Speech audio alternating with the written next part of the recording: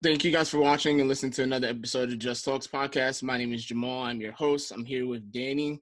One of my co-hosts, Freddie, is unable to be here today, but we do have a special guest that is joining us. Somebody that I've known for a very long time, a very good friend, somebody that I definitely look up to and ask for advice when I can.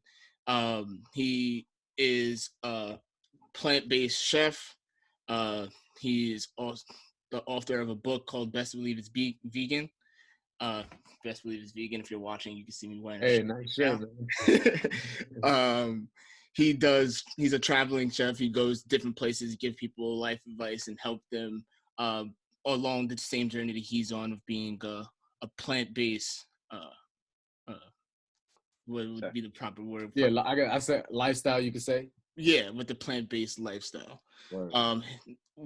His name is Carlos Bobadilla, but we call him Bobo. How you going, bro? How's it going? I'm doing well, man. Well as could be.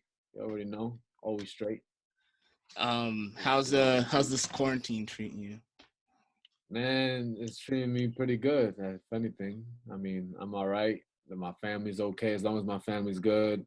And we just taking care of everybody we can take care of because, we essential workers as well in the health field. Anybody who's in the health field, we essential workers. And shit hasn't stopped for us, Mm-hmm. We figure out a way. If supply is low, like I was talking about Danny, and you were talking about the Amazon thing with your brother. I'm like, yeah, things are on a delay and supplies and all that, but we always find a way, bro. We get it to you. That's a fact. It's something I've been doing for the past couple of weeks with the guys and with our last guest, Sko. We were asking, May is the month of mental health awareness. So just checking in, how has your mental health been specifically with this time of recently? Being in that's a good question. Thank you. I appreciate that. Recently, I had to check myself, take at least 3 days off. I was feeling very overwhelmed. I just had a lot on my plate, more on my plate than I thought that I would ever have during the quarantine. But, for a healthcare worker, this is more than, your whole strategy plan. Like, when I'm a person who has to travel a lot, I like traveling for work. And one thing that was taken away from me is personal teaching. That's my favorite part of what I do. So when I don't have that, I'm constantly, obviously I have the juice cleanses now and I do other stuff, but one part of my favorite part of my job was taken away. So I just had to find a way to just come back to square one and take a day off, take 2 days off. And then I took a third day off that was unplanned, but I just took a lot of family time off and, started writing again. And I just took care of myself and I'm glad I did that shit because I was spiraling down low. Yeah, that's good to hear. That's really good to hear because I know it's been extremely hard especially for me. I was telling Danny, being at home all the time it becomes a little bit of a drag if you don't get out and do stuff. Just yes, it does. Something small, it helps with the psyche. Yeah, I mean, I've been outside every day. It hasn't really been that. It's kind of more like, I guess I had and I spoke to my mentor about it. He said leaders have that sense of loneliness sometimes where you just feel lonely, not in a romantic type of way, not in any type of, you just have you don't have that much outlets to speak to. There isn't like alcoholics have Alcoholics Anonymous and, not to say, that's not important, but I feel like it's just as equally important for anybody in any field to find like-minded people and just talk, you know what I'm saying? Just talk to each other. And a leader's sickness is not being able to talk. That's my sickness. I just can't. I feel so vulnerable. I don't want to talk to nobody because I'm the one that's supposed to have it figured out. But who's gonna lead the person who's always leading? You know what I'm saying? So I just had to find a way to just calm down, write, and I spoke. That's the most important thing that I did. I just spoke. I said that I feel alone. Something I could say about you. You've always been, like I said, we've known each other for Yeah, It's long such a time. long time. They don't even know, man. We went middle school together, so we've known each other for a very long time. But as long as I've known you, especially like when we got older and got to high school, we was playing baseball. You was always one of the leaders. Yeah, yeah. Like it was my senior year, but Carlos was the captain. Yeah. So he's always been. I like how that worked. I didn't expect anything less. So for our audience that are like might be tuning in and might not be so familiar with you, you know, can you give us a little bit of your background of how you made the transition from being like I guess people always make it sound like it's funny, but like being like a regular person to be. And when I say regular person, if you're yeah, we know what you mean. Standard American diet, standard American lifestyle. Yeah, to being on the plant-based lifestyle. How you say? How did it start? Or yeah. Nah, that started for me as a necessity. I was like terribly sick, and nobody knew about it.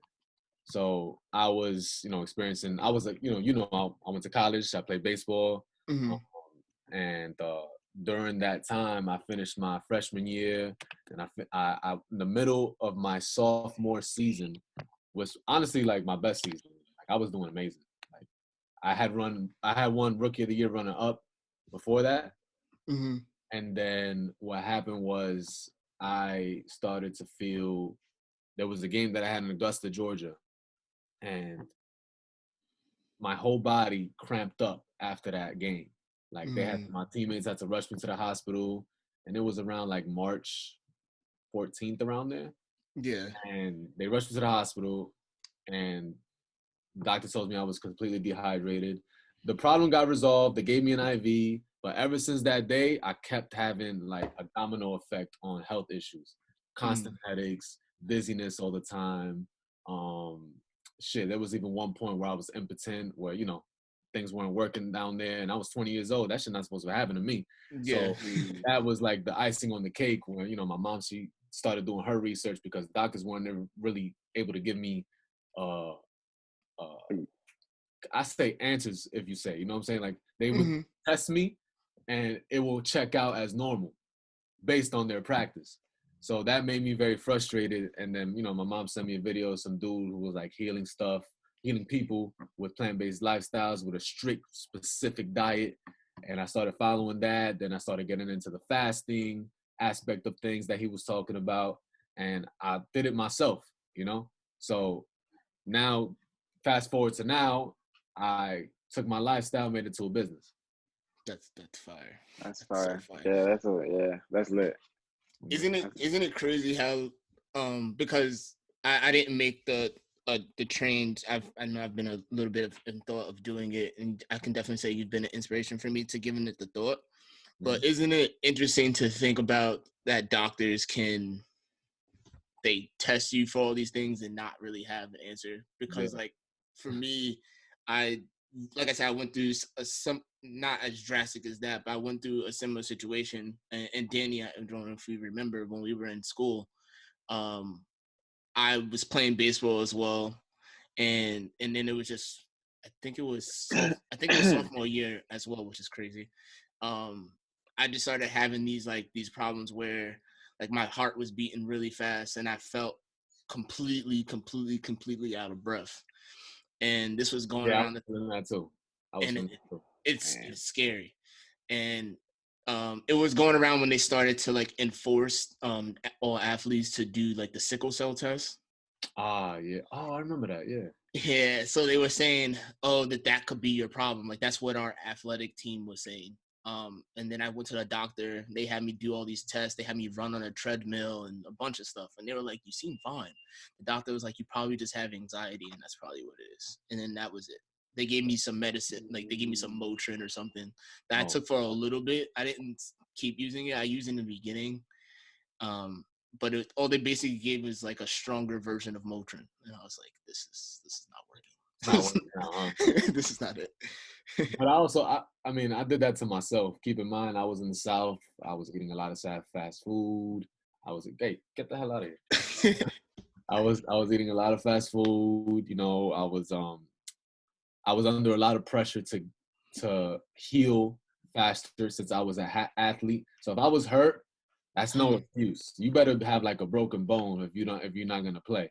So I used to pop ibuprofens and aspirins like it was nothing. Like that caused so much inflammation, even though it's technically an anti-inflammatory. But if you're taking constant pills, you taking it every two day. to three, 2 to 3 every single day. Yeah, so like that's how it was. That takes a toll on your health and the way your immune system works. It's just not set up that way, So that could have been a factor. Now that I look back, I see that I did it myself, but I thought I was doing the right thing. For you, being that it was something that you saw, being that you did the research and stuff, was it still a hard transition, or did you have any, like, what was your hardest that shit was part of the transition? Man, I mean, I'm Dominican. A lot of people don't, know. I'm Dominican and Nicaraguense. So we're like heavy meat eaters, heavy dairy, heavy everything. I mean, that's most cultures. Most cultures have, more or less, but that's like such a social thing for us. When we get together with the family, it's, we cutting that pernil open, we cutting the steak open. So like, it wasn't really so much the food. It was like the outside pressure. I mean, how is my family gonna look at me? So it was just a whole lot of caring what other people thought of me more than anything. And once I let that go, it became a lot easier. Like, I don't give a shit what they care, like what they say about me. Ironically, most of them are plant-based now. So, see how that shit works. Yeah, I caved in. Like, it was a January 2017 New Year's resolution, and I caved in on that journey. Like 10 days into it, I went to Jimbo's in Harlem, had a burger with Romantic. You know Romantic? Yeah. I was with him, and like, he didn't know I was really on the journey like that, so he wasn't taking it serious. I was actually nervous to tell anybody of my friends, like, yo, I'm plant-based, like, they're gonna cut my ass. You know how we all know we get at each other. Yeah. So I caved in with that burger. Then a month later, I tried to do another month. I went more along. Then February was my dad's birthday, and we celebrated at Patsy's, was another Harlem spot. That's like our favorite pizzeria. And that, I caved in. I had a pepperoni slice, felt like shit. And then after that, it was more smooth. And then like after that, I probably had like a jalapeno popper by accident that had cheddar in it. But that, I was on a strict diet nonetheless. And then after that, I don't think I ever had anything that I know of that was like non-plant-based, non-vegan. That's cool. Yeah, that's cool. Oh, go damn! Sorry, I didn't mean to cut you off. I like that you seen your like little like breaks, I will call them, or like your little downfalls. But like you got up. You fell, but you got up. You kept falling. You kept getting up. A lot of people don't know. I don't think I ever said that anywhere else. Like a lot of people don't know about that part of my journey, how hard it was. Like people know that I was sick and shit like that, but I don't think I never documented like exactly what was going on while I was transitioning. Like there was a lot of hiccups in that transition. So I don't think I ever said that anywhere else. Exclusive results. Exclusive. What was? Go ahead. I keep cutting you off. What are you gonna say? I know what my question's gonna be. For somebody that's thinking about it, something that makes it hard, for me, like trying to make that transition, is me kind of just being a fat boy, really, in reality. I love cookies, bro. I'm a vegan fat boy myself, man. I'm telling you, it translates to the plant-based world. Whatever you are now, you'll probably be as a vegan. Okay. But was there something that was hard for you to let go when you were in that transition? That's the thing, though. Once I realized, I went to a cooking class, a plant-based cooking class, and the motto of that person was, you don't have to change the menu, you just change the ingredients. So you really don't have to let go of anything. It's like, that's what made me get in the lab, because in the Latino world, there was nobody doing it like this. You know what I'm saying? There was nobody who was recreating what we grew up with our entire lives into the plant-based version. So that's the only thing that made me get in the lab, and the lab is the kitchen. You know what I'm saying? That's the only thing that was the inspiration. Me just missing what I grew up with. Because I'm a foodie, you know what I'm saying? But I knew that whatever I was eating was literally killing me. And I couldn't do it no more. And it's not like, oh, yeah, it's killing me and I'm not feeling nothing. No, I was feeling the actual pain of the consequences. You know what I'm saying? So that's what made me get into that cooking bag. Like, yo, I gotta do it, you know. And then I wanted to prove myself not prove myself, but my dad has always been in the restaurant business, and he's always been a heavy food critic. Every time we saw something on Man versus Food, we would get in the car, we would go to that destination if it was within a 50-mile radius of us. So we would literally go. That's how much of a foodie we were. We saw something on TV, we get in the car and we bounced. We went outside with it. So I wanted to see if he would like what I started to make. And then like he was like my toughest critic. So I knew if I got him to like it, then the whole world would like it. That's fine. Yeah. That's a good story. I like I actually that. didn't know that, so that's a good ideology. So outside of it being a business, outside of making it into a business, what made you want to share it with? Because you know, some people, you know, there are people out there that are selfish. They'll find out this information and they don't want to share this with the masses. That's so odd. I don't get it, but what for you, what was that? What helped you make that decision of wanting to share it with the world? Well, going back to the foundation of how I found shit out, somebody helped me in my journey. So I'm like, how am I not gonna help somebody else out? You know? And the person there's been multiple people that I've learned from. Some of them personally, some of them via books or YouTube or, you know, just studying them from that aspect.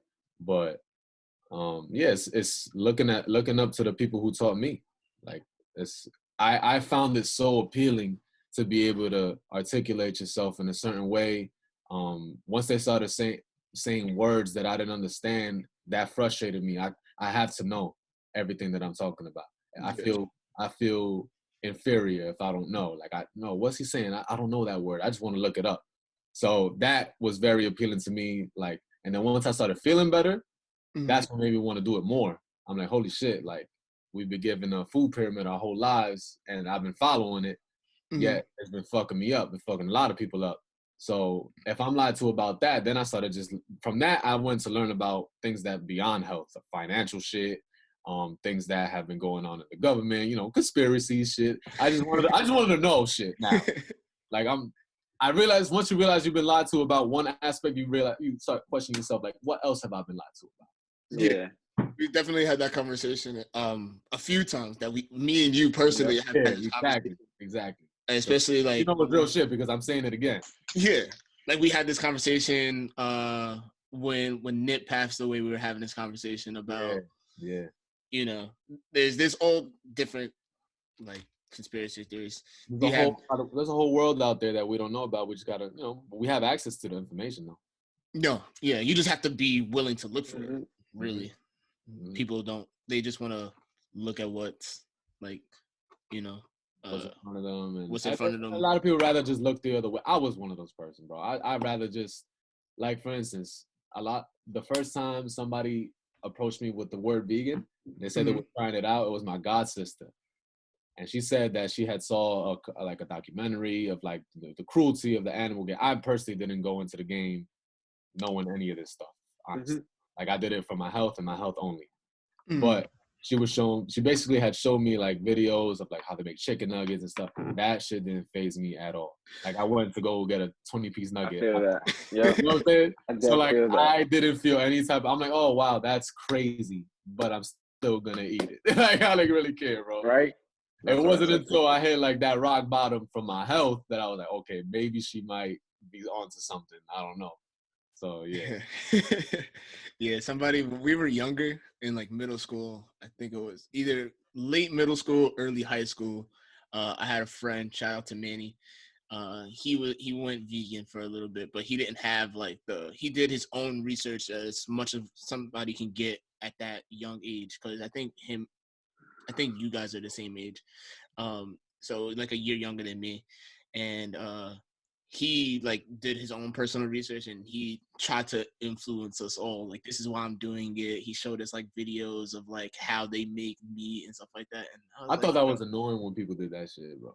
Yeah, I didn't aspect of this, bro. To this day, I don't do none of that to people, bro. I don't do none of that to people. It's not fair because I came from the same place. So like, the people who do that don't have a sense of understanding and compassion. Like, you have so much compassion and understanding for your fellow animal, but what about your fellow human? You actually know where that person comes from. So like, you relate nothing to that animal. So why don't you have that same energy towards your fellow human? And I don't think people understand that part of it. Like, the way I came into it was with love, not through hate. I never got bashed. I never, like, I don't mean to say it like this, but in religious in religious form, it's like somebody bashing religion in your face. Like, oh, you going to hell. Like, you know what I'm saying? Like, what? Like, I didn't do nothing. Or you don't go to church, motherfucker. Like, yo, I didn't ask for this shit. But I understand why that if you do it in that way, you're gonna get rid of everybody who actually loves you, bro. Yeah, it's slowly. For him, we were young, so it didn't affect him in that way. But when you're a little bit older, you know, when you start to do, like, when you get to like about our age, you start doing that, and you have a little bit more of an understanding of what it is, and not that we have a full understanding of the world, but the more that we know now, it's completely different. That doesn't. It's counteractive, to be honest. So with your transition, how long did it take before you to actually see anything or like feel any changes? It was when I went like a full month, like, no, I would say like a full 2 weeks. When I went a full 2 weeks, like, plant-based, that's when I felt like lighter. I started looking myself in the mirror. I started feeling like a glow to my face. Prior to that, I hadn't had abs in like a year. I started seeing my abs again. I'm like, oh man, this is awesome. That's all. Like, okay. Then I started feeling myself, but I wasn't like feeling great in the mind. You know what I'm saying? Yeah. I still felt that clog. I still felt that stuff. But it wasn't until like I like fasted, and like that's why I'm doing these juice cleanses now, because I want everybody to feel that mind clarity that I feel. Like, whenever that's another thing that I did, by the way, when you asked me about my mental health. If I'm feeling mentally disabled and mentally I feel like I reacted emotionally to something, bro, I go back to what got me here, and that's fasting, bro. That shit is magic. I'm telling you. No, it definitely is. I've done it. Every religious text talks about it, but none of us do it. Yeah. Not many people do it. And I feel like goes back to what you were saying, being like, how do people look at you? Yeah, exactly. Because it's all I mean, some people like not being informed, but also being just that thought process of how do people going to look at you. Because for me, like, my home, same thing, we like to eat as well. So I did your cleanse about a month and a half ago. Right. And I was telling people like, hey, they were making food and they're like, so you're not eating? I was like, nah. And it was just like that. They're just looking at me like, why? Oh, losing it. But yeah, no, cleanses I feel are great, like you were saying. Just, I know, coming from you, I want you to get a little bit more into cleanses. But for me, I did 2 cleanses. So the one that I did with you was the second time that I did like a week of basically not eating. Well, I was eating, but like I kind of did I didn't really do my research on it, which I should have done. But I did a week of pretty much no meat. It was all water, fruit, and basically like veggies. I was eating just like basically just salads, like and fruit. Fruit and veggie fast. That's good. Yeah. That's good. And definitely, like you said it makes you feel like clearer and stuff like that. I definitely felt all those things, and it sounds weird if you don't experience it yourself. That's why you have to experience it. If you don't, because it sounds weird. About a roller coaster, you can't really tell him. You have to go on the ride. You know? Yeah. So I did ask a couple people to send me over some questions if they had anything. Oh, yeah. So the question was, how has working with his physical health impacted his emotional, mental, and spiritual health? Yeah, it's all hand in hand. Like the intention was to fix the physical aspect of myself, but I told you I have a mentor. This thing didn't happen like just me myself. I have a mentor. His name is Yada, and that brother taught me how all of it is hand in hand. Before he asked me when I got there, to him, he asked me what my goals were, and I didn't have an answer because I didn't see a life past baseball. You know what I'm saying? And I knew I wasn't gonna make it, so I was content with not, just having a regular life and living my life miserable and like, okay, yeah, I live my basically all athletes go through that shit. Like, okay, I live my life and that's it. After baseball, I'm just gonna live a normal life and that's it, or whatever it is that they play basketball. The majority of us not gonna make it, but we train as if we are gonna make it. Yep. And so we give our all to that and we forget about that there's more to life. So he basically put that into perspective for me, where I ended up having goals. I ended up having, aspirations that were beyond me being an athlete, and that's something that I'm trying to implement into all these college athletes, high school athletes. Like, dude, this life is dope regardless, man. Like, I know you love playing baseball, or basketball, or football, whatever it is that you play. There's more to it, man. So that dude helped me a lot with goal setting, and it was hand in hand, it's hand in hand. Yeah, definitely. How did That's you? cool to hear. I don't think I've ever asked. How'd you meet Yada? This shit was by chance, bro. Like, I was actually supposed to go to Dr. Savi's Village 2016. Mm-hmm. And you guys are familiar with him, I'm sure. Yeah. Jamal, you are, because I've spoke to you about it.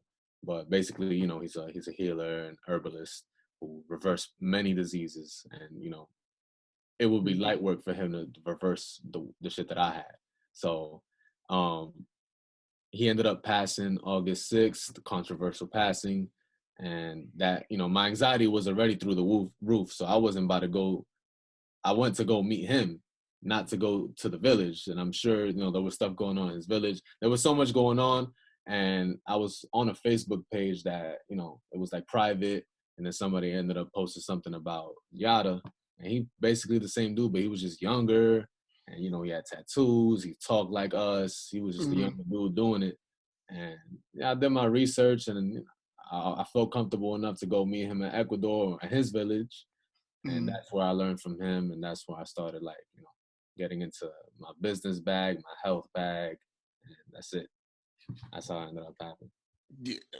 That's cool to find a mentor like that could actually, like, that gives you the best advice for you, not just like the same advice he gives everybody. Is the best advice for you. Yeah, specifically for me. Like, what might be good for me might not be good for, everybody's in a different journey. Exactly. So, yeah, he definitely held it down. To this day, I call him when I need anything. I'm his outlet as well. And that dude, he just, nothing but pure love. I never, like, felt that unconditional love, other than my mother. Like, other than my mother, bro, honestly. And my father, but, like, he could be a little tough sometimes. But honestly, like, other than my parents, I never felt that from anybody else. Yeah, that's dope.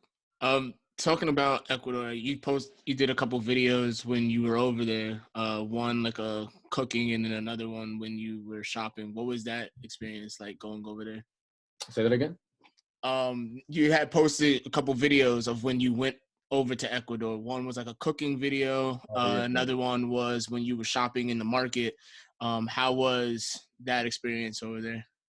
It's cool. That was actually, like, the videos that I posted that was my second time around. Like, I already knew the whole area, so it might have looked like I was exploring, but I had already known where to go. That was like my little neighborhood. I knew where everything was at. So Cool. there is cool because everything is different than over here as far as produce goes, as far as the food that you get. Like, for instance, if you ask for I was buying some grapes. The first time around, I was buying some grapes and watermelons, and I asked if they had seeds in them. And they looked at me like, duh. Like, first of all, they don't even know what seedless fruit is over there. So that's just to show you, like, you know, what we're going through over here, like manufactured fruit. So that was really cool to see, because I'm like, damn, these people are so innocent that they don't even know what I'm talking about. Like, they're just living their life, and like everybody's happy. Everybody's like, it's just simpler. Like, you know what I'm saying? Like, you go to a lot of, they call it third world countries, and we think they have nothing, but to them, like, they got everything, bro. They ain't stressing it. On TV, it may look like, oh, donate to them and stuff, but they chilling, bro. They chilling. Honestly, they cool. Same thing when I went to the jungle. They were cool, bro. Like, no, we're not struggling over here. Like, y'all look like y'all struggling over there. It's funny when you say it like that, because it's like, I think that we look at it so much different because of what we're so accustomed to. They like electronics and stuff being so advanced is what we're used to. So not seeing that kind of stuff and stuff looking like, I mean, don't get me wrong, they thought like this stuff was cool and stuff like that, but that's not a necessity for them. Yeah, and I feel that. They're not gonna eat with it. DoorDash, they got their own door. None of that stuff. DoorDash. For people that want to make a different transition of for eating in their dieting style, would you say that the plant-based, or some people say vegan, try to make it broad, but is the plant-based style, would you say that it's for everyone? I would say I would say this. There's no such thing as somebody following a plant-based lifestyle and getting some sort. Let me rephrase that. When it comes to healing, it benefits everyone. Mm-hmm. There's no such thing as somebody telling you, hey, in order to fix your problem, have meat, dairy, or alcohol. Nobody ever says it. You know what I'm saying? Yeah. So they always say it's some type of herb, it's some type of medicinal property that's in a plant. It's all plant derived whenever it comes to healing. So I'm not even going to say it's for everybody. I'm going to say get it as you can. You know what I'm saying? Like, just go through the knowledge, do your own research. If I say it's for everybody, it will stir up a whole hoopla. Like, what do you mean? Just because I believe everybody's on their own journey. So just go on that journey, and if it just happens that you lead over here, then it's for you. You know? Sounds right. Like, I think the question would be, because, you know, I like that you were like lately I've been focusing on a lot of mental health and how people are, and the fact that you're like, once I learned about your plant life, it's hard to say for me, plant style, right? Plant-based lifestyle. Plant-based lifestyle. Once you found out about that, and then you was like, yo, like, I'm healing because of this. Now everything is a lie to me, basically. Yeah. Not everything, but in the sense of, like, I have to figure out the truth in it. Yeah. Now I'm not gonna only focus on that, on eating. Well, I'm gonna focus on my mental. I'm gonna focus on my business and stuff like that. I think the question I would have to ask is, because I'm focused on mental right now, and it would be like, what other than your mentor, right? Other than your mentor helping you out, what like sources like of like material like did you read or stuff like that? You like, as far as like financial and like just everything else, or just, you said you focus on your mental, right? So in order for I used to watch a lot of this dude named Brother Polite on Black News 102. He's a dude that really put this into perspective of like, and he didn't come from a place of anger either. He was just taught me a lot about finance and like basically like showing me like, wow, there's more to what I already know. So for instance, I thought that the only way you could get a house is if you get that mortgage, and if you get that, you know, like there's plenty of other ways you can get a house through tax liens and tax deeds, foreclosures. So he put me on to a lot of things like that I'm like, holy shit, like there's not just one way to do something. There's multiple ways to do everything to get to different avenues. You know what I'm saying? Another thing that I did was, I brainwashed myself. Like, I literally deprogrammed myself. And this is how I did it. I studied a brainwash technique. And one of those techniques is locking yourself. It's the old-fashioned technique of locking somebody in a room, pitch dark, with one light, and repeating something to that person over and over and over. And you can literally activate his subconscious. It's kind of like hypnotism. So what I used to do is, whenever I wanted to learn something, I would literally be in my room, pitch black, with one thing on the screen, and that was the video that I'm watching or something that I was reading, and I would go to sleep watching that for like weeks on one specific subject. And then whenever that conversation rose to the surface again, I would know it. And I would ask myself, wait, how did I know that? Oh shit, I fell asleep 2 weeks in a row watching this thing. And to the point that I know it like the back of my hand. You know what I'm saying? Okay. Yeah, so, that's cool. For instance, I wanted to know how a biological, so I started studying something called the circadian rhythm. Circadian rhythm is basically a biological clock, right? So a biological clock means that it tells you when it's most conducive for you to do something versus when it's not so good for you to do something. All birds, or everything in nature follows their own biological clock. We're the only ones that go against it, right? So we find out that during the times of 6 a.m. through 11 a.m., the last thing you want to be doing is having solid foods, even if it's fruit.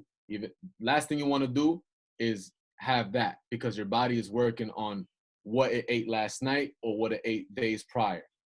Okay. You understand what I'm saying? So it's working on its digestive system the most. So the last thing you want to do is overload it with any type of work. Have some smoothies, have light, lime water, hot water, coconut water, anything liquid, Okay. And you study our obesity index worldwide, we're the #1 in obesity, not just because of what we eat, because other countries eat garbage. But you'll notice that most other countries do not advertise breakfast as the most important meal of the day. It's always lunch. And every other country, especially in Europe, they have a lunch hour where everybody goes home and they have lunch with their family. You know what I'm saying? So it's not just what we're eating, it's the times. So that's just one thing that I used to watch, and that's why I know it. Okay. You know what I'm saying? I used to watch videos and read about it every day as I go to sleep until one day that conversation rose to the surface, and then I recited it. I'm like, okay, now it's engraved in my mental. That's smooth. That's tough. But nobody saw me for like 6 months. So like I locked myself. I've been on quarantine. That's why it's not, I've been self-quarantining. Okay. 3 years ago. I did this shit for 6 months and nobody saw me but the closest people. It was just I'm not saying do that. I'm saying that's the extreme measures that I took. Okay. I like that, because you knew yourself enough to be like, yo, I could probably just do this. Like, let me do this. Yeah, this is how I want to go the extremist way, like, or like, there's certain people that like take it step by step, and then there's the people that take the actual leap. Like, it's like, no, I'm gonna take this. This is not gonna be a step. It's gonna be a stride. Yeah. Like, I want like, my clock is faster than yours. Yeah. Like, how people say, like, people say it's always on your time. It's never no one else's time. It's your time. You catch things on your time. You can't control other people's time. That's a fact. Like, so it's like, you knew your time was sped up. Like, you wanted to not speed it up in a sense, but you wanted to take that huge stride instead of like the little steps where it's like, I do it like once in a blue to try to do it. No, I'm gonna do it how I like to do it. It's because I was real with myself. It's not that I wanted to do that way. I just knew that if I did take it slow, I would relapse to something else. Okay. So I knew that, I have to break that cycle, because I know myself, and if I don't do it all in, then I'm not going to do it at all. Okay. So knowing that myself, I just put myself in a very, not a comfortable situation. I put myself in an uncomfortable ass situation where I just had to do it. And that's what I learned too, like recently, like just going through what I'm going through and reading like a book or 3. just like it's like you got to be uncomfortable before you get like. That's when you get really tested, when you're uncomfortable. Oh yeah. That's like when you test yourself. That's the best moments in your life. When you're uncomfortable is the best moments of your life. Is because that's like you going against like a sense of fear. Yeah, yeah. You facing your demons. Hmm. Yeah, that's the only. That's. I have another question for you, but I'm gonna ask it in the end because Yeah, it's man. like Hey, it's a yo, I'm here. foodie question. This is full access, bro. I It's a got what? you, man. Me It's and a what? Jamal, man. Me and Jamal go It's a back to elementary, man. it's a Yeah, it's a we've known foodie each other for question. a long time. It's a what question? It's a foodie question. All right, bet. All right. All right. So we want to get into like we didn't get into it a decent amount. So you're the business of what you're doing. You know. So it from what I know, it was you went from when you first like let me know that this is like the journey that you were going on. You were doing like videos and stuff like that, and it transitioned to uh. Um, I know you were doing like helping people with shopping and stuff like that, right? Like what are some of the aspects of your business that people don't really know about? That people don't really know about. It's probably the private clientele. You know, I had plenty of private clientele that people know them. It's disclosed, however, but I have a lot of private clientele that I cook for on a personal scale. Weekly meal plans. A lot of people ask me, "Yo, when are you gonna do it?" I'm like, "Yo, I have a private clientele, and I don't have the infrastructure to do that publicly." You know what I'm saying?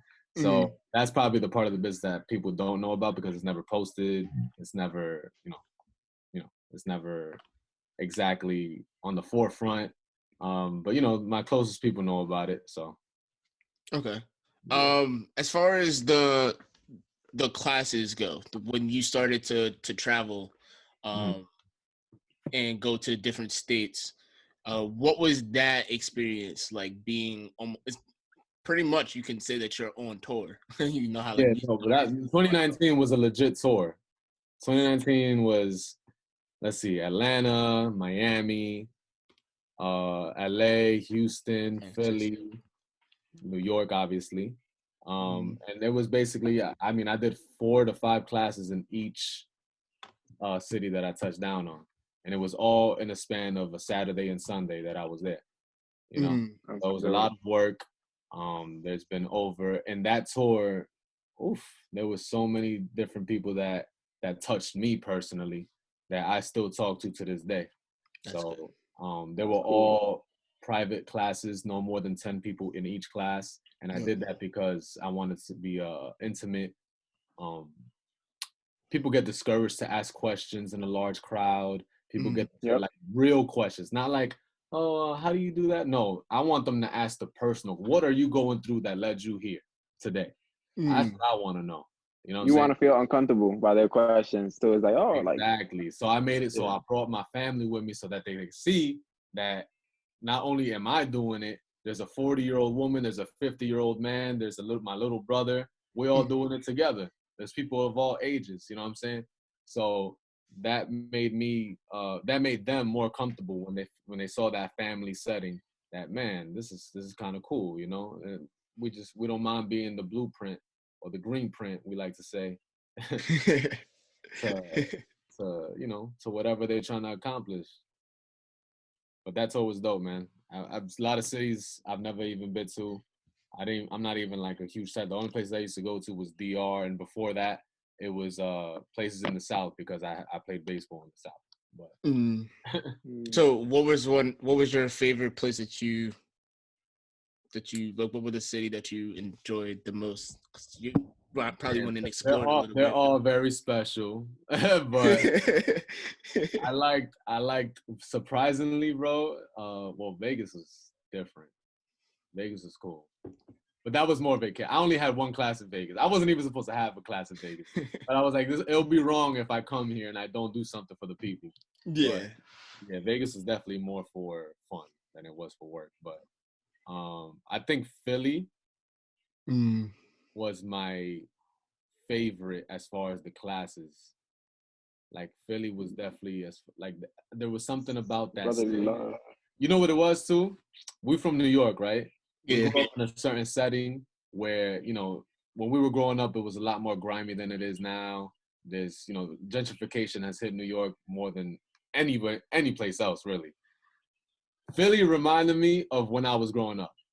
Oh, really? You know what I'm saying? I'm from the south side of Yonkers. I lived in the Bronx, and, it was really grimy in the 2000s. Yeah.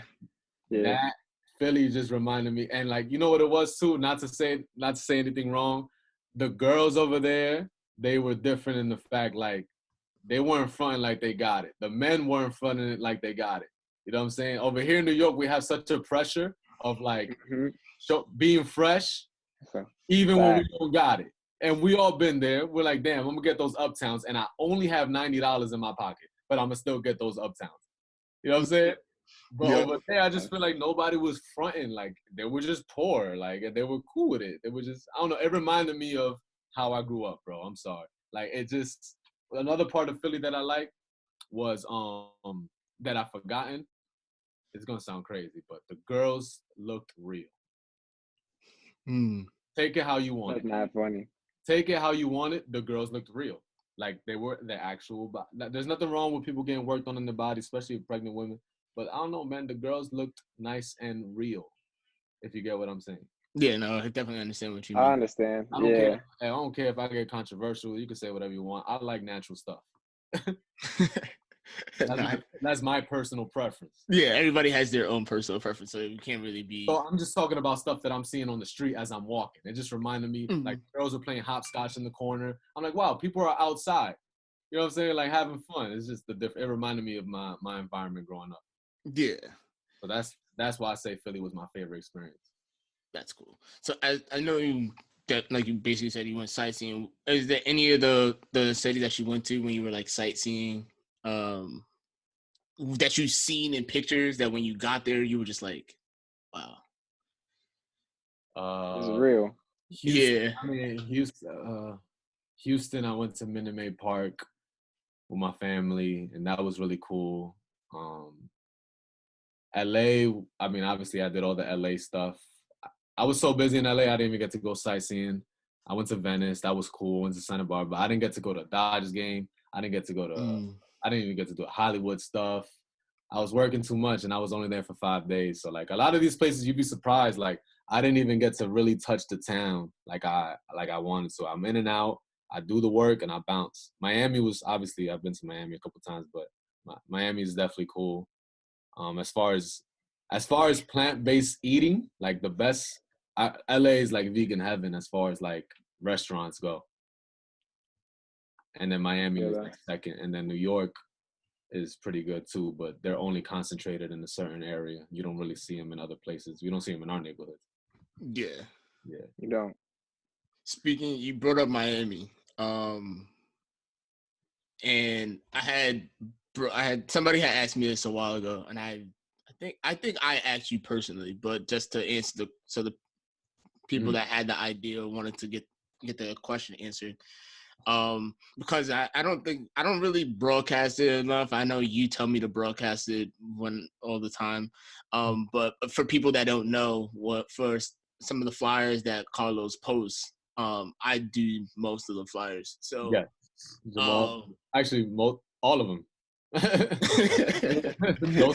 Literally all of them. So when you went to Miami, and you did your the event down there, and you told me who you were working with to promote, being that they own the spot that you were when you held your classes.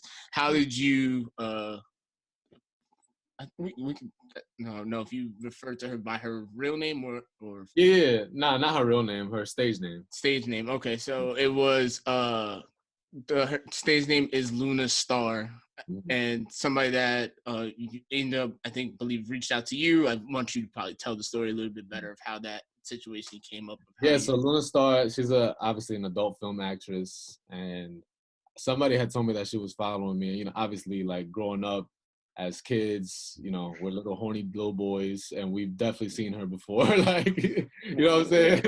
So, I mean, I'm just speaking from facts, bro. No, I'm not hiding nothing. So I reached out to her and said, hey, like, you know, so real quick, my boy Maul he worked at House of Sports with me when I was working there. He told me, yo, bro, look who liked your picture. First of all, I didn't even know who it was. But when I looked at the picture, I'm like, oh, I've seen this woman some places. So I reached out to every celebrity who follows me, like Evelyn Goria, what's it called? Yeah, like all these people that follow me. I reach out to them, I send them books, but me and her, we just got along more than anybody else. Mm-hmm. Like, she extended out her help OD. Like, I didn't ask for any of this stuff. And then she let me use her restaurant in Miami to do my workshops. So we hit it off very well. She's like, you would never think. It's so weird. Like, I never met an adult film actress ever. Yeah. And meeting her, I would never thought that she does what she does. I don't know how they like flip the switch like that so fast. Like, I don't know how, like, I just don't know how that works. But it's literally a profession, bro. They go in, they work, and then they have their own lives. Yeah. You know, like, but that's different. That's just the lifestyle that she lives that I don't live. But as far, you know, she's been plant-based I think longer than I have been plant-based. And she just like fucked with the message, and man, to this day, she, you know, we cool.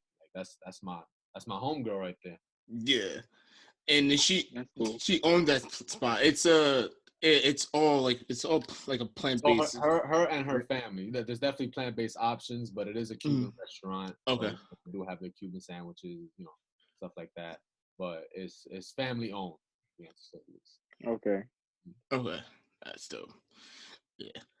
It was just. I told her, I'm like, yo, you made me a legend where I'm from. You know that? I was like sitting in our group chat. I was sending the fly when I made the flyer. I was sending it to the group chat, or taking like the screenshot when she posted it on her page, because I was like kind of in disbelief that something that I made was on her page. You know, it was like, cool. Yeah, this is cool. That was cool. That's fine. So let's get into like something that you're doing now. We were talking about it earlier. We kind of like mentioned it slightly.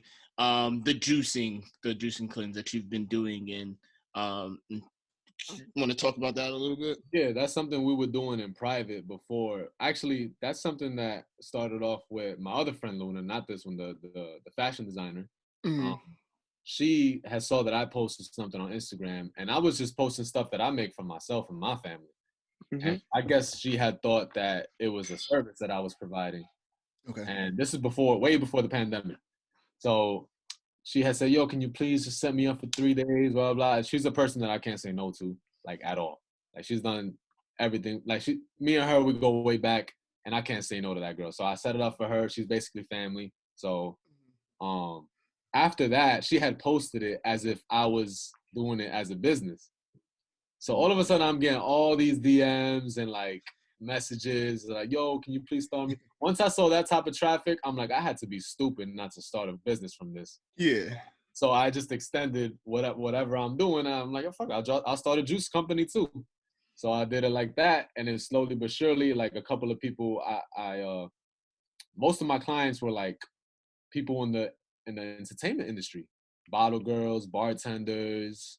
You know, people you see uptown that, you know, you would never think be into their health. But I'm like, yo, they were the first ones on it because, you know, people know her. She does all of their dresses. She does the whole, everybody that you see wearing something fly, she probably done it, bro.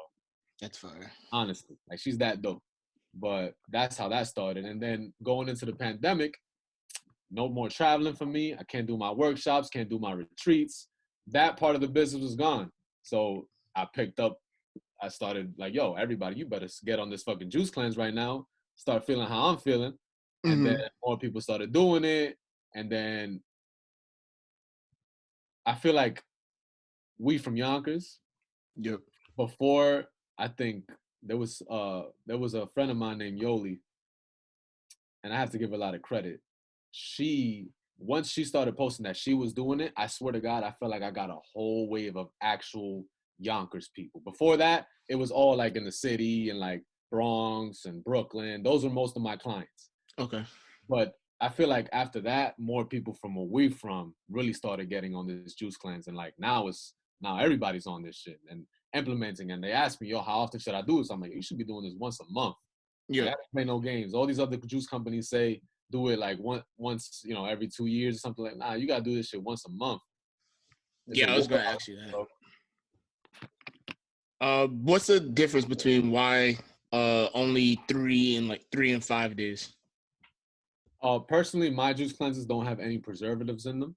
Okay. So I don't have a choice but to give you 3 or 5 days because it will go bad. Okay. So if you do want to extend that, we will give you just 2 separate packages made in different times because the juices have to be drank fresh. Okay, that makes sense. So yeah, like I said, there's no preservatives in my products. Why would I do that if I don't myself have that in my fridge? Yeah, you know what I'm saying? That's why it works so much better. There's absolutely no chemicals but the fruits and veggies that we put in the drinks. Yeah, I completely understand. Everything's made fresh and per order, by the way. Fresh and per order. If you were to order today, that means you will get it in 3 days because that's how fresh it is. We're getting the stuff specifically for you. We're juicing the stuff specifically for you so that you can have it in 3 days. And you have to prep for it. You can't just dive into it. You know this, Jamal. Mm-hmm. You have to have at least 36 hours with no dairy, with no meat, with no alcohol in your system. And we only do this to prevent you from hurling. If the toxins is fresh in the system, it's going to work its way out through the other way and not the way it's supposed to go. So I don't want anybody to go through that. Everybody who follows those instructions have a smooth ride. Everybody who doesn't has a terrible ride. It still works, but a lot of stuff went out through the other way. Yeah, it's not when you're doing something like that, especially if it's your first time, because like I said, I did it. It's something that I haven't talked about it yet, but it's something that I was talking about doing for a second time coming up soon. Something I want to do a little bit more frequent than just doing it once and then not doing it. But it's definitely something that I suggest that everybody try at least. Even if you do it once, see how you feel. Like so I'm next. What you trying to say? I was gonna so I got a question. So, and this is like going forward and stuff. If you are what is it? Sorry, my sister just distracted me. If you're going this juicing route, right? You're okay. I can't travel. I can't do my events. I can't do anything, but I could deliver my juices. You order my juices, I'll deliver them for you. Mm-hmm. Would you do the same thing for meals, like a meal prep? Yeah. So actually, I mean, I might as well say it right now. So I am finished with phase 1 of 3 of my app. It's my app, but it's for everybody's use. Yeah. So for instance, you use DoorDash? Yeah. Do that DoorDash, Uber Eats. So my app, all of them. Yeah, my app is basically a home cooked meal sharing app in which you were able to order not only just my food, any home chef. Oh, that's lit. So if you're interested in my food, you will have to download that app and then order directly through there, and it will be delivered to your door.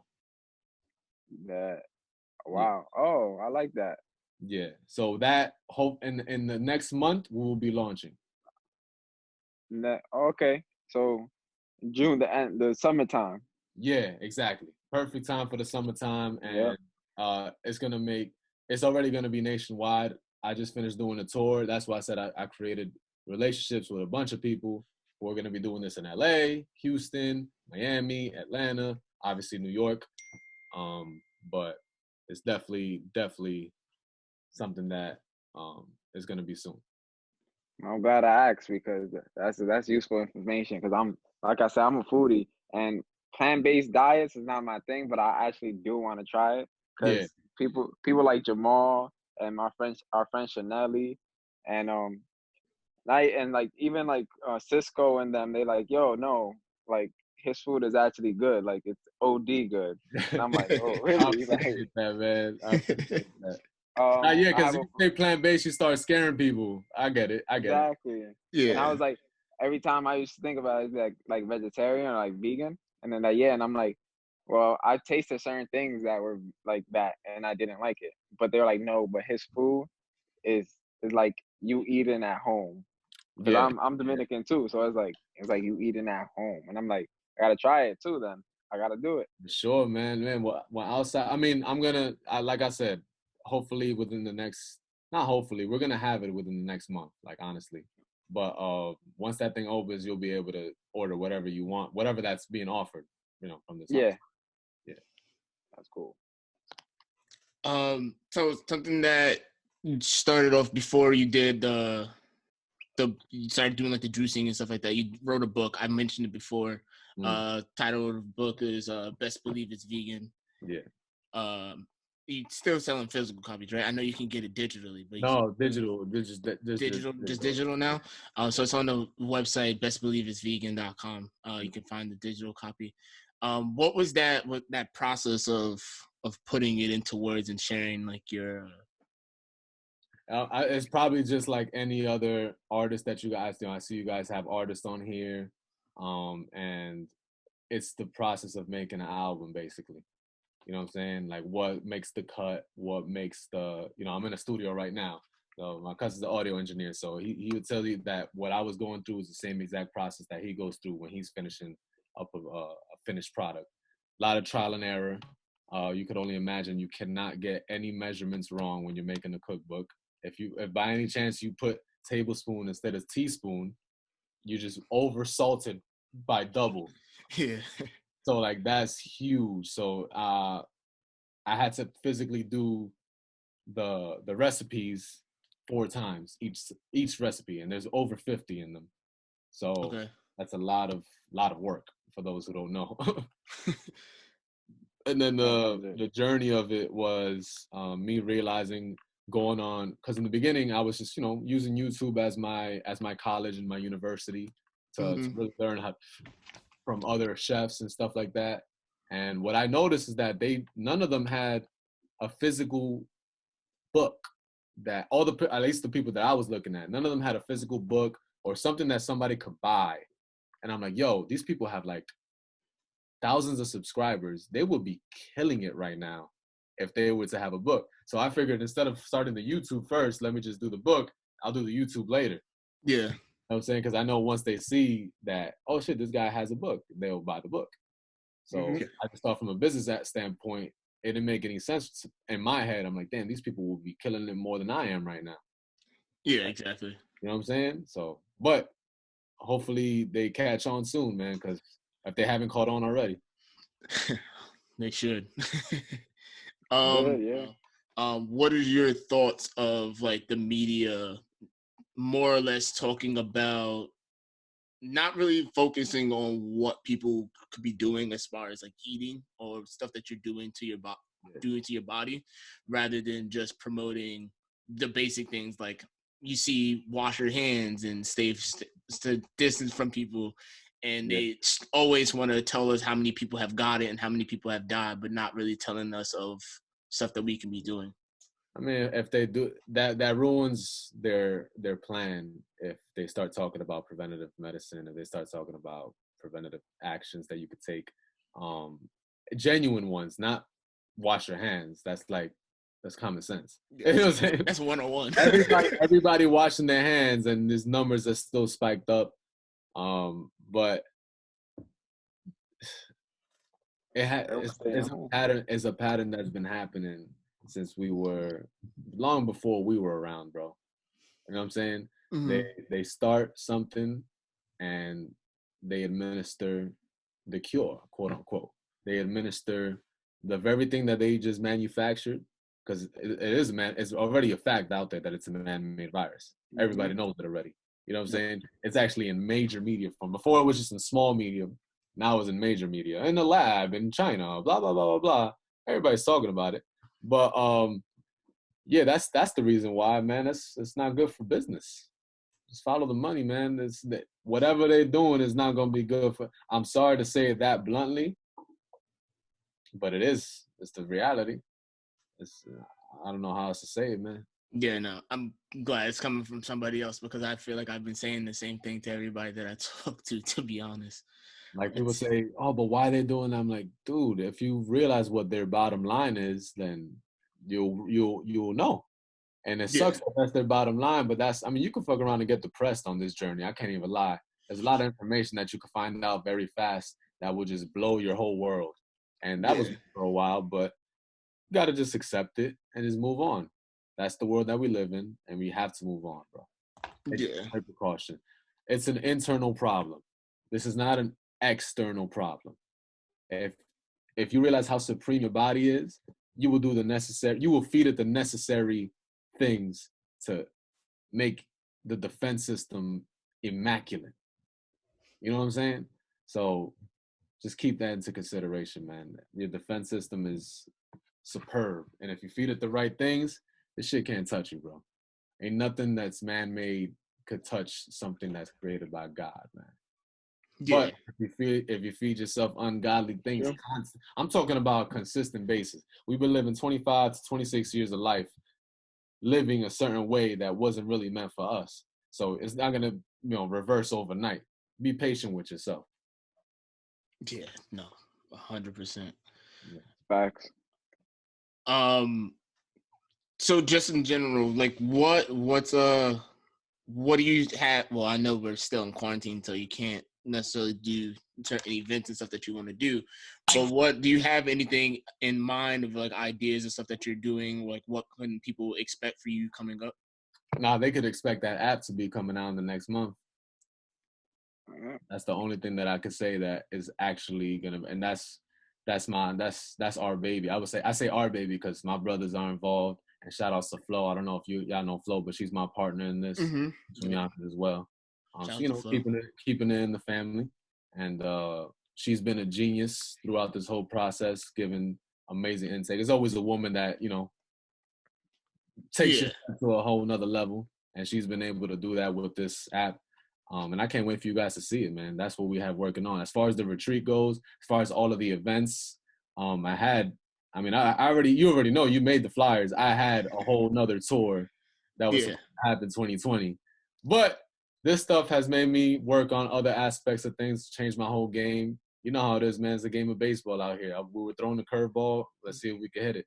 Just got to sit back and wait on it. Exactly. So, what was it? I always forget my question. So are you, like, let's say this week, everybody opens up, like bars and like kitchens and stuff like that. They open up, let's say around August, and you already had a tour plan. Would it continue, or like would you like be like, okay, now we have to kind of rework things?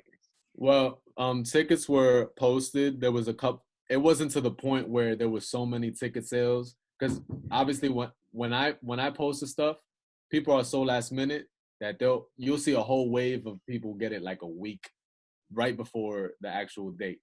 So there wasn't that much people that were purchasing that I had to like shoot a bunch of mass texts and tell them, hey, we're gonna reschedule or refund you. So we're just rescheduling. So we just passed, I think, the second. I think I was supposed to be in the Bay Area, right? Like on my way there right now. Yeah, it was one of these upcoming days. Yeah, one of these upcoming, and I know Chicago had passed already, and I think DC passed. I think all of them passed. Yeah, a few of them had passed because I only posted 3.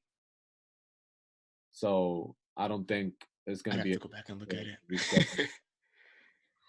I don't think it'll be an issue to reschedule. So before I ask this question, Danny, you have any other question that you had in mind that you wanted to ask Carlos? Because I wanted to open the floor and ask him, as being one of our first couple guests, did he have any questions for us as far as like with podcasting or anything like that? Or yeah, I have 2 questions. Shoot. So my question number 1, I know this has been going on for a while. This is something that started off when you were in college, correct? Yes, that's correct. Okay, you grew up in college, and then you started. Where did you guys move to as far as like a studio or like something like that? So when we first started, it was honestly, I don't know if we've told the story, but we started it was a class that we took. Well, it was my class. It wasn't their class.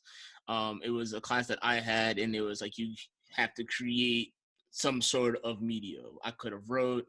It was like a newspaper class, but everything's digital now. So I had to come up with an idea of what I wanted to do. So we had found out that there was a studio in town that was being used. Like one of my friends also was one of my teammates for baseball in college. Shout out to Quentin. He showed me this studio that was for the town, that was open for people to use, and especially for our students, that they wanted us to use it. But you know how information doesn't get around the way that it should. So I went there. I took like some classes with Ryan Scott. So shout out to Ryan Scott. He showed me different programs, how to edit. He really showed me how to like really edit videos and stuff like that, like to a deeper level of what I was doing before. So he so when I after I learned all those skills, I found out about that and went to the class and was like, all right, I need to create something. So I asked the guys, I was like, hey, like, do you guys mind coming to the studio with me so we can record this? And it was purely supposed to be for class. And after a while, I think I only needed like either 6 videos or whatever, but we sat down and recorded for like an hour and a half, 2 hours. And and I chopped them up in like smaller clips. Okay. And I had all 6 videos that I needed for the whole semester. I had them in one sitting. So we were like, what are we going to do now? So we just kept going back, and it became like a thing. It became enjoyment and like a good time to like bond. Yeah. Gotcha. So like fast forward, we came home.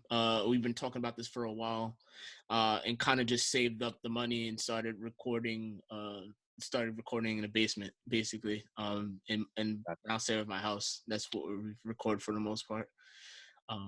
And then one episode in my house. Yeah. Was one thing, I asked this to a lot of people, but obviously when somebody asked me what made me want to do this, it wasn't just the fact that, you know, it was my passion and stuff like that. It was also, there was a wide open lane. So I never liked hustling on a crowded block, in other words. So what is something that you guys could do that takes it to the next level? Because there's a lot of podcasts out there. What's something that differentiates Just Talk? First of all, the name is very good. The name is very, very Thank good. You. So Just Talks is like, oh, we're just talking. You know what I'm saying? Like, oh, that's exactly it. But is there something that you could do? I always like to look at Drink Champs because that's my favorite podcast. Yeah, I started watching that. They target specific people. They drink while doing it. I think it's a genius idea for a podcast in the show, period. But what's something that Just Talks could do, or that you guys have in the works, that's going to differentiate you guys from everybody else? It's okay if you don't have an answer. So it's a little bit of something that we've been talking about, of how to make it a little bit different. Because it became a little bit of a crowded space before, like right around when we started recording again in February. Yeah. But quarantine happened and it's really, really flooded now. People are home. Yeah. Somebody reached out to me and they tried to buy equipment themselves, and like stuff was sold out when the quarantine first started. Really? So, yeah. So like microphones and stuff like that. So now it's becoming the idea of trying to think about that. What makes us a little bit different? And as far as that goes, I feel like we have we have a little bit more of personalities, especially when you start to get to know us. So something that we want to do outside of just the talks themselves to make people more interested in what we're doing are some of like the smaller videos that we've done outside of the podcast itself, you know? Okay. So I call like our Instagram account is JustTalksTv, so we can post other things outside of just focusing strictly on the podcast, you know? Right. So like we'll talk about like sneakers in a video or funny jokes and stuff like that. I did a video a couple weeks ago making a drink that I tried for the first time. So stuff like that to get other people engaged outside of, you know. Got you. Yeah. Okay. I mean, at least there's a game plan. That's what I like to see. I always like to hear people's game plan, and especially when there's a pandemic like this that nobody has ever seen. You know, I don't think no living generation. I mean, it happened before in history, but no living generation. It was like two. I think it was like 1918. Yeah. So 1917. Yeah. So I think that's pretty interesting, that the fact that we're going through is I like seeing everybody's adjustments. It's fun to watch. I'm not gonna lie. Yeah, no, it definitely is. But yeah, just want to wrap it up. Say thank you for coming and going. We definitely appreciate you for all the support and always, man. I can't wait to see this whole thing. I like to see it back, and can't wait to see it, bro. Yeah. Any like closing thoughts or anything you want to say to people before we close out? My foodie question. All right. So when can I have an empanada? Because I heard that your empanadas are crack, bro. I don't know what I do to them. Maybe it's the love that I put in them, but it's such a consistent thing. I mean, when the app opens, that's gonna be something that's in the menu every day. You know what I'm saying? That's the one thing that's gonna be on the menu every single day, because I know how people feel about them, especially people from, you know, who know me and who like been to my events in New York. They know about it. You gotta make sure that you get it with his special sauce. Or if outside opens, I'm throwing a barbecue. If outside opens, I'm in there. I'm throwing a freaking barbecue, and I'm definitely gonna have that shit popping. One thing I wanted to say when we closing out is, you know, do you still have merch available, like shirts and stuff like that, or like? I haven't focused on any of that stuff. I think the last time people were able to actually have it was at the barbecue, Jamal. Barbecue. Yeah. Mm-hmm. I think they just bought me out there, and then I never read up after that. Okay. Yeah. And then the other thing is, watch out for the merch. Our merch. Soon, oh, sure. You got Just Talks merch? Or something that's been in the process that we've been working on. Okay, all right, okay. Just Talks merch. I like that. Hey, I'm gonna need to get like 5 of them shits, man. Appreciate that. Support, man. Last thing I want to say is, like, being from Yonkers, and like all 3 of us are Yonkers. I just like love seeing the unity and like the cooperation and like the love between all of us, like helping each other strive for better. Yeah, and it's in all avenues too. It's not just music, podcasts. Exactly. Like everybody doing their own thing. So I think the little things is like, and then right now, you know, it's hashtag support small businesses. Yeah. And that's the biggest thing right now. We're a small town. I consider us a small city compared to, like, you know, New York City. We're a small city. So it's like, support us, because we're a small town. We have our small businesses. We real small. Watch. That's why we got that chip on our shoulder, man. I mean, we the shadow. I like to say we the shadow of the city. Like, we literally live in the shadow of New York City, and like we're always the forgotten stepchild. But that's why we are the way we are, man. Our presence is always felt. We walk a little bit different. We talk a little bit different, and we show improve, man. It's in our blood. Definitely. Love it. But yeah, thank you, Carlos, for coming out and joining us today. We definitely appreciate you. If you are local and able to try his juicing cleanse, I definitely suggest it. We shipping is gonna be nation, so by the time they see this, it's probably gonna be nationwide. Okay, cool. Yeah. So if you haven't yet and you want to, definitely go check out his book as well. Digital copy, Best Believe It's Vegan, on his website, bestbelieveitsvegan.com. Yeah, definitely we appreciate you guys all for listening and tuning in. Peace until next time. Peace. Peace out.